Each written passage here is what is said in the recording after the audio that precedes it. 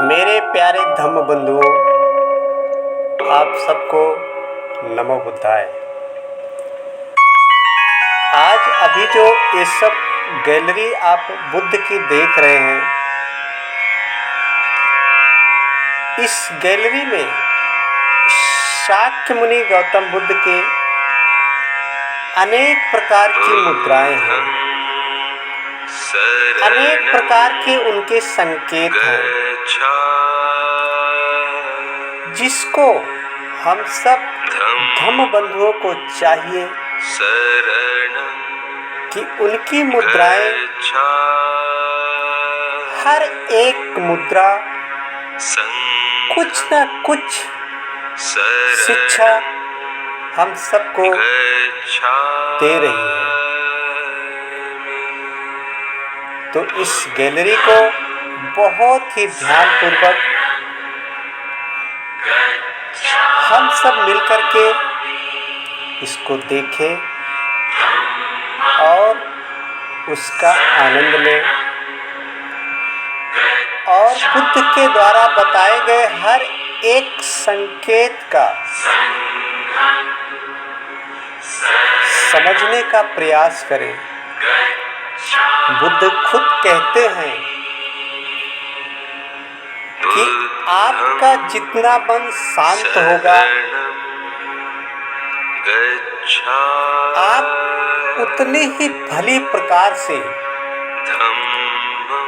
हर एक चीज को समझने का अनुभव आपको स्वयं प्राप्त होगा। यदि आप सबके मन में हलचल या तरंगे बनी रहेंगी, तो निश्चित ही आप अपने उद्देश्यों को नहीं समझ पाएंगे और सही तरीके से कार्य को नहीं कर पाएंगे। इसलिए मेरे प्यारे धम्म बंधुओं,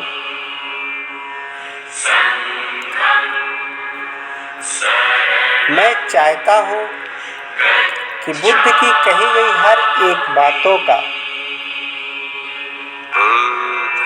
कुछ न कुछ,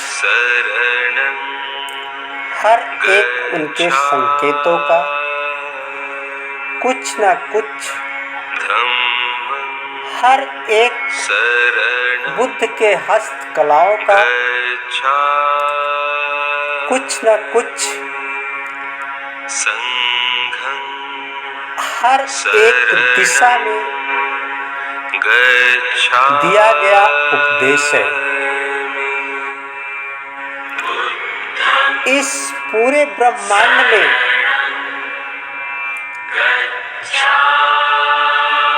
इस पूरी सृष्टि में बुद्ध के जैसा कोई नहीं है। न पहले हुआ था, न आज कोई है, और न आने वाले दिनों में बुद्ध के जैसा कोई पथ प्रदर्शक होगा। क्योंकि बुद्ध ने अपने पूरे मन को जांच करके, परख करके, और एक बार नहीं अनेकों बार बुद्ध ने अपने मन को जांचा है, परखा है। उसके बाद सारी मानवता में उसको परोसा है, या हम सबको जो धम्म दिया है, पूरे विश्लेषण के साथ, पूरी प्रक्रिया के साथ, बहुत अच्छे से हम सबको बुद्ध ने इस पूरे ब्रह्मांड के बारे में खुल के बता दिया है।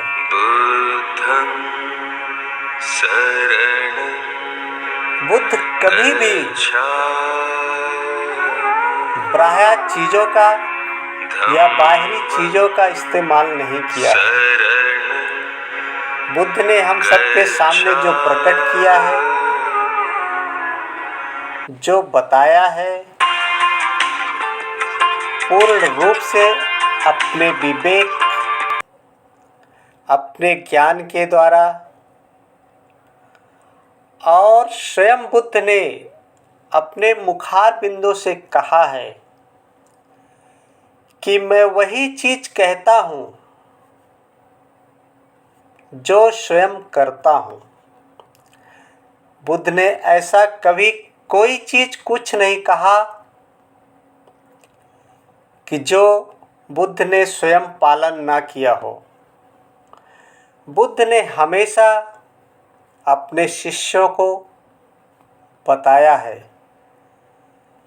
कि सबसे पहले स्वयं उस मार्ग पे चलना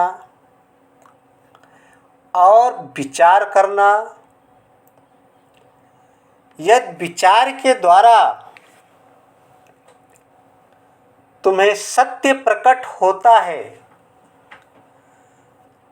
तो ही उसको मानना,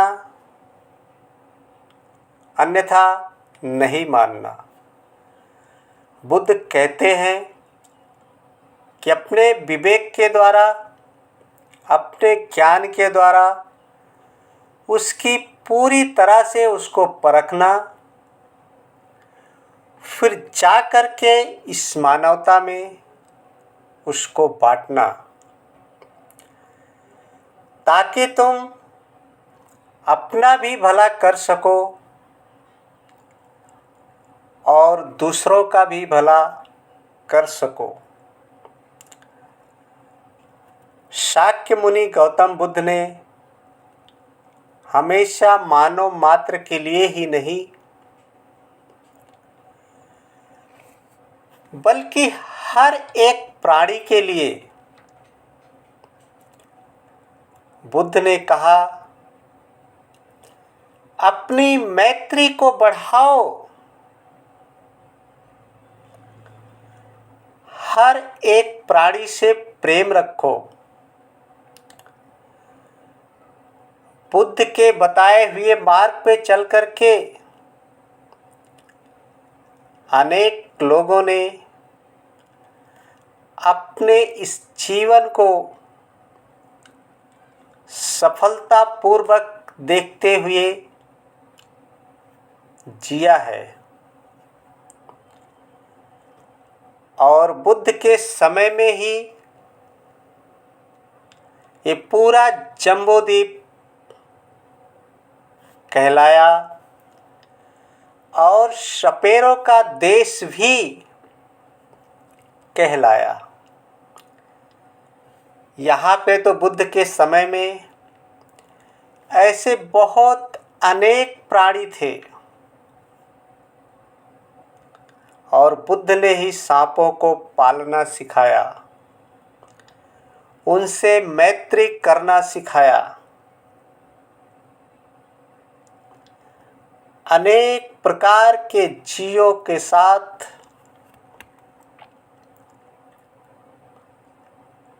मैत्री करने का, करुणा करने का, दया करने का जो पूर्ण रूप से बुद्ध ने सिखाया है, ऐसा इस जगत में, ऐसा इस संसार में किसी ने नहीं बताया है। मेरे प्यारे धम्म बंधुओं,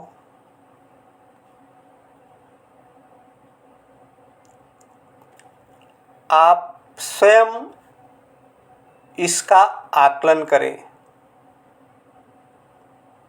जैसे बुद्ध ने कहा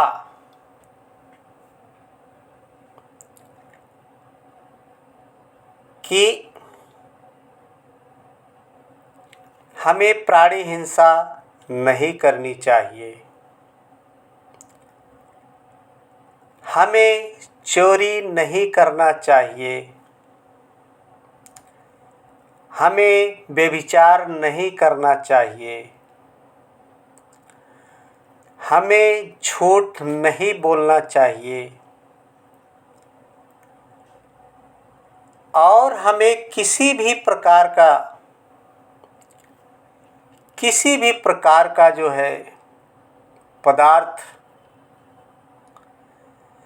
नशे का सेवन नहीं करना चाहिए।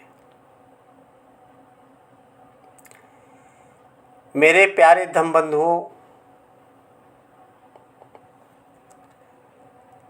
क्या हम ऐसा संकल्प कर सकते हैं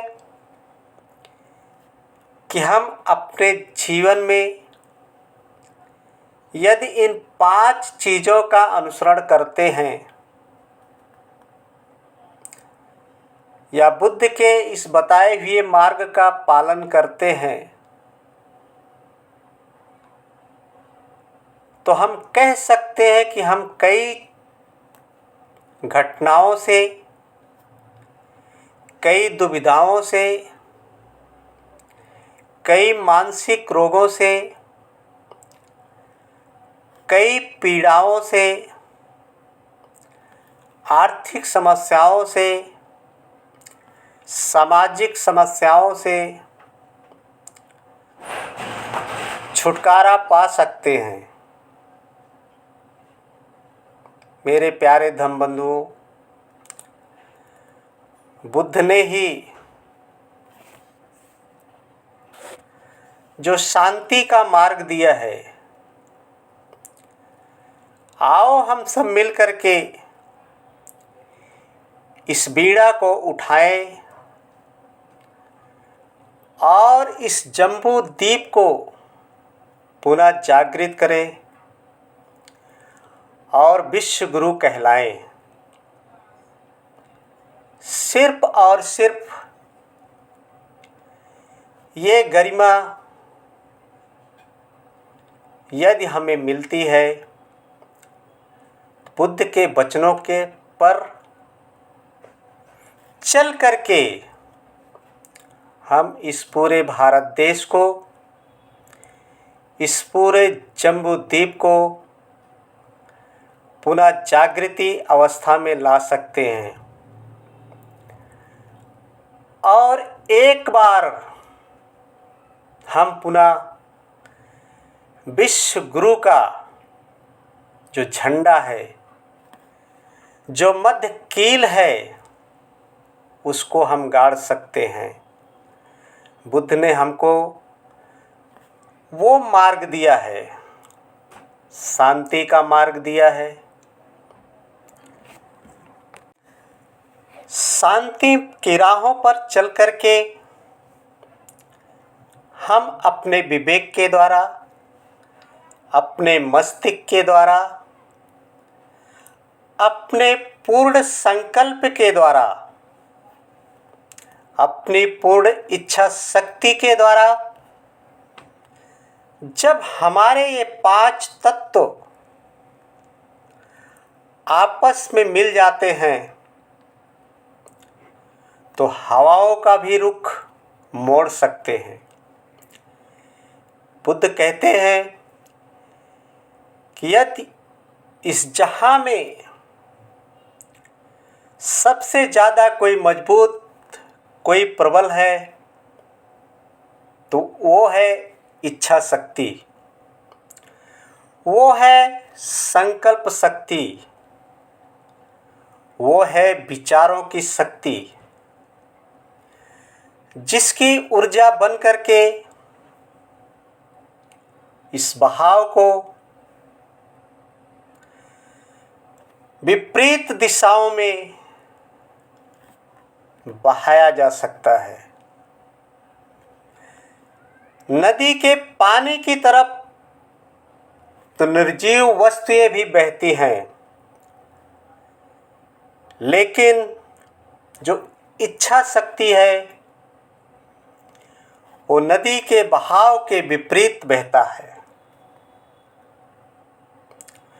हवाओं की विपरीत दिशाओं में जाता है। उसी को बुद्ध शाक्य मुनि गौतम बुद्ध इच्छा शक्ति कहते हैं।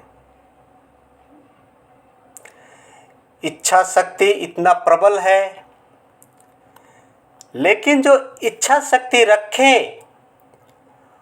वो उच्च कोटि की होनी चाहिए, निम्न कोटि की नहीं होनी चाहिए।